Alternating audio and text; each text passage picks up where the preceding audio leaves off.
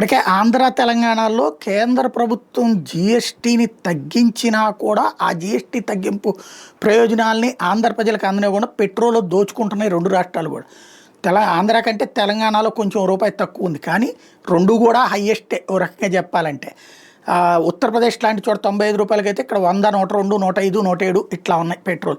కాబట్టి ఇక్కడ దోచుకుంటున్నారు. ఇప్పుడు జీఎస్టీ ప్రయోజనాలు వివిధ వ్యవస్థల మీద తగ్గించుతా నిర్ణయం తీసుకున్నది 22 నుంచి అమలు అవుతుంటే, అది అమలు కాకుండా ఆ డబ్బుల్లో మళ్ళీ తెలంగాణ ప్రభుత్వం కొట్టేయడానికి చేస్తుంది. ఏటా 270 కోట్ల ఆదాయం అంట. అందుకోసం కొత్త వాహనాల మీద ఇప్పుడు తెలంగాణ ప్రభుత్వం భారం వేస్తుంది. ద్విచక్ర వాహనం మీద 2000 అట, కార్లు తేలికపాటి వాహనాల మీద 3000 రూపాయలు వేస్తారట.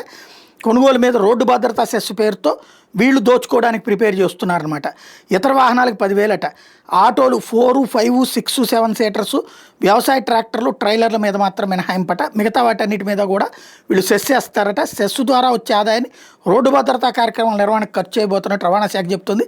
ఈ మేరకు వేటికి ఖర్చు చేస్తారంటే సెమినార్లకు, వర్క్షాపులకి, డ్రైవింగ్ శిక్షణ కేంద్రాల ఏర్పాటు, ట్రాఫిక్ ఎడ్యుకేషన్ పార్కుల ఏర్పాటు, లారీ ఆటో డ్రైవర్లకు కంటి పరీక్షలు చేసేందుకు, స్పీడ్ లేజర్ గన్లు, బ్రీత్ అనలైజర్లు, ఎన్ఫోర్స్మెంట్ పరికరాల కొనుగోలు కోసం వాడతారట. అందుకోసం అని చెప్పేసి కేంద్రం ఇచ్చినటువంటి వెసులుబాటుని కాస్త వీళ్ళు లాగేసుకుంటుందట. తెలంగాణ ప్రభుత్వం నిలువు దోపిడీ చేస్తుందట.